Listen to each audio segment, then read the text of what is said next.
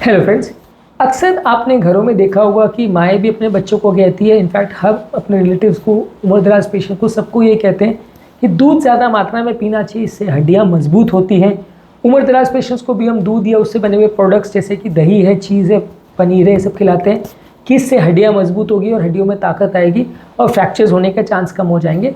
तो आज हम डिस्कस करेंगे क्या वाकई में दूध पीने से हड्डियाँ मजबूत होती हैं, क्या है ऐसे ट्रायल्स जो सजेस्ट करते हैं कि दूध में जो मौजूद कैल्शियम है वो हड्डियों को मजबूत करता भी है या नहीं, और पेशेंट्स को क्या इससे बहुत लॉन्ग टर्म कोई फ़ायदा मिला है, लंबे समय तक उनको दूध देने से क्या वाकई में फ्रैक्चर्स होने के चांस उनकी बॉडी में कम देखे गए हैं, इस पर आज डिस्कशन करेंगे।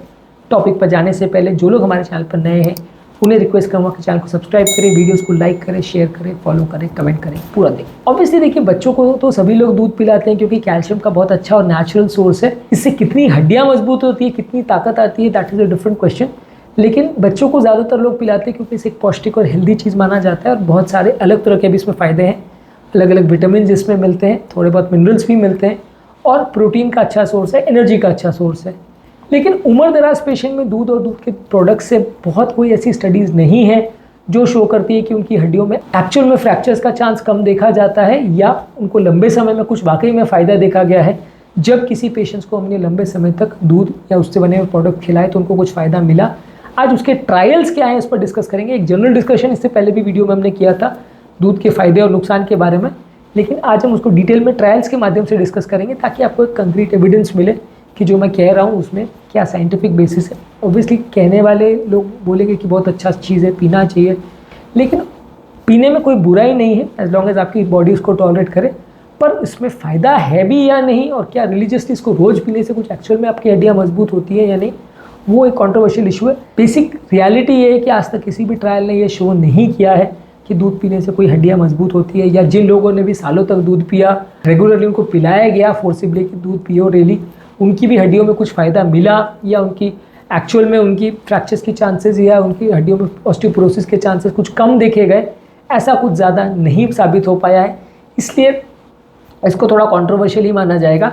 ओवरऑल जो है ये सारी चीज़ें जो है बहुत सारे फैक्टर्स से डिपेंड करती है। आपकी ओवरऑल डाइट कैसी है, ओवरऑल लाइफ की क्वालिटी कैसी है, कितना फिजिकल एक्टिविटी करते हैं, कितना प्रोटीन लेते हैं, कैसे लाइफस्टाइल जीते हैं, बहुत सारी चीज़ें जो है आपकी हड्डियों की मजबूती को अफेक्ट करती है। इसलिए एक्चुअली स्पीकिंग दूध के साथ कोई बहुत बड़ा स्टडी कर पाना इतना ईजी नहीं है, क्योंकि जो फ्रैक्चर्स होते हैं वो बहुत सारे कारणों पर डिपेंड करता है और बहुत सारी चीज़ों से इफेक्ट होता है।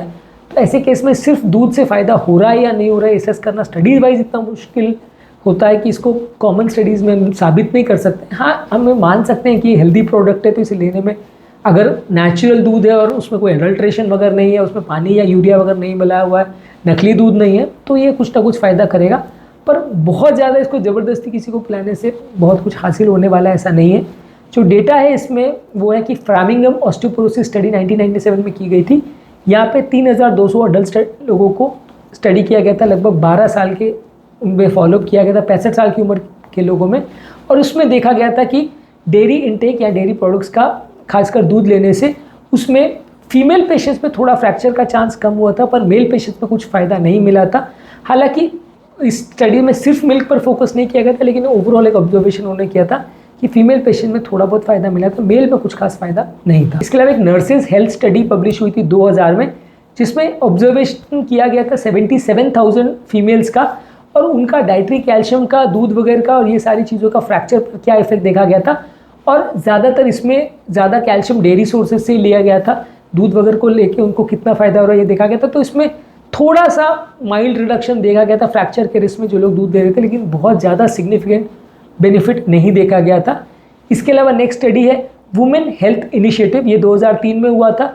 इसमें कैल्शियम के सप्लीमेंट्स, विटामिन डी और दूध वगैरह का सप्लीमेंटेशन का क्या फ़ायदा मिलता है पोस्ट मेनोपॉजल वीमेन में, या महीना आना जिनका बंद हो गया उम्रदराज फीमेल्स में, उसमें देखा गया था। तो इसमें भी बहुत माइल्ड सा रिडक्शन हिप फ्रैक्चर का देखा गया था, पर इसमें अलग से उन्होंने दूध पर पूरी स्टडी नहीं की थी। उनका बेसिकली विटामिन डी और कैल्शियम और ये सारे सप्लीमेंटेशन पर फोकस था, पर इसमें भी बहुत क्लियर कट बेनिफिट नहीं देखा गया था। और वैसे भी मिल्क में बहुत ज़्यादा मात्रा में विटामिन डी नहीं होता है, कैल्शियम होता है लेकिन बहुत ज़्यादा मात्रा में नहीं होता, बहुत ज़्यादा कॉन्सेंट्रेटेड नहीं होता।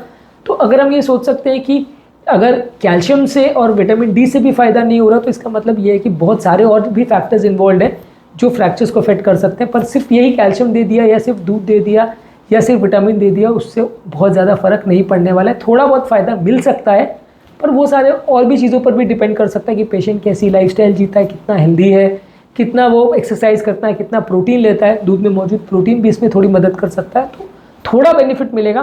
पर कैल्शियम की अगर हम बात करें तो उससे बहुत बेनिफिट मिलेगा ऐसा नहीं है। इसी तरह से एक एपिक ऑक्सफोर्ड स्टडी थी 2007 में जो पब्लिश हुई थी, जिसमें उन्होंने कोर्ट में एग्जामिन किया था कि डेयरी प्रोडक्ट्स का फ्रैक्चर पर क्या रिस्क होता है। बहुत सारा लोगों को उन्होंने असेस किया था, मेल फीमेल्स में, अलग अलग तरह के लोगों में, और वेगन लोगों से, वेजिटेरियन लोगों में, और कुछ लोगों में जहाँ डेयरी प्रोडक्ट्स नहीं लेते, वहाँ कंपेरेटिव एनालिसिस किया था। उनको ऐसा मिला कि कोई भी सिग्निफिकेंट डिफरेंस नहीं मिल रहा है उन लोगों में जो डेयरी प्रोडक्ट्स ले रहे हैं और उन लोगों में जो नहीं ले रहे हैं, सिर्फ बोन हेल्थ के हिसाब से। और अदरवाइज ऐसे लोगों में फ्रैक्चर के चांसेस में कोई सिग्निफिकेंट डिफरेंस नहीं देखा गया था। इसी तरह से हॉर्डालैंड हेल्थ स्टडी है जो कि 2010 में पब्लिश हुई थी, जिसमें 20,000 अडल्ट लोगों को 10 साल तक फॉलो किया गया था, और उसमें ये देखा गया था कि उल्टा देखने को मिला था। इनफैक्ट रादर स्टडी में कि ज़्यादा दूध जिन फीमेल लोगों ने पिया था उनमें उल्टा इंक्रीज रिस्क ऑफ फ्रैक्चर देखा गया था फीमेल लोगों में। तो ये स्टडी ऐसी है जिसमें थोड़ा उल्टा ही इफेक्ट देखा गया था कि फ़ायदा होने के बदले फीमेल पेशेंट में फ्रैक्चर का रिस्क बढ़ ही गया था। तो ओवरऑल हम ये कह सकते हैं कि कोई भी ट्रायल या कोई भी डेटा क्लियर कट ऐसा कोई एविडेंस नहीं शो करता कि हड्डियों को मजबूत करने में दूध का बहुत बड़ा योगदान है, या अभी तक हमने इसको प्रूव नहीं कर पाए हैं किसी भी स्टडी द्वारा कि इसमें बहुत कोई फ़ायदा है। तो इसलिए अगर किसी उम्रदराज पेशेंट को लेना है दूध तो वो ले सकते हैं, ये हमारा वर्डिक्ट है।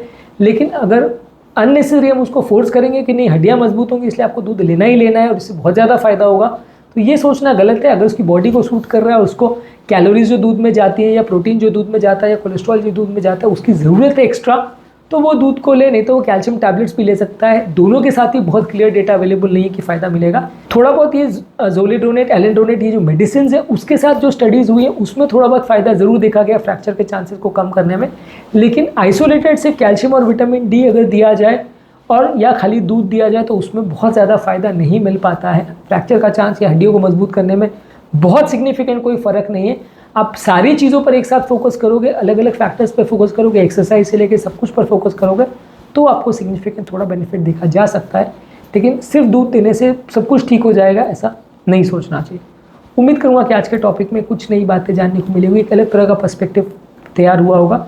विटामिन डी और कैल्शियम के रिलेटेड क्या ट्रायल्स अवेलेबल है उस पर भी हमने ऑलरेडी सेपरेट वीडियो की, जो कि आप हमारे चैनल पर देख सकते हैं। उम्मीद करूँगा कि आज के टॉपिक में कुछ नया जानने को मिला होगा। जो लोग हमारे चैनल पर नए हैं उन्हें रिक्वेस्ट करूँगा कि चैनल को सब्सक्राइब करें, वीडियोज़ को लाइक करें, शेयर करें, फॉलो करें, कमेंट करें, पूरा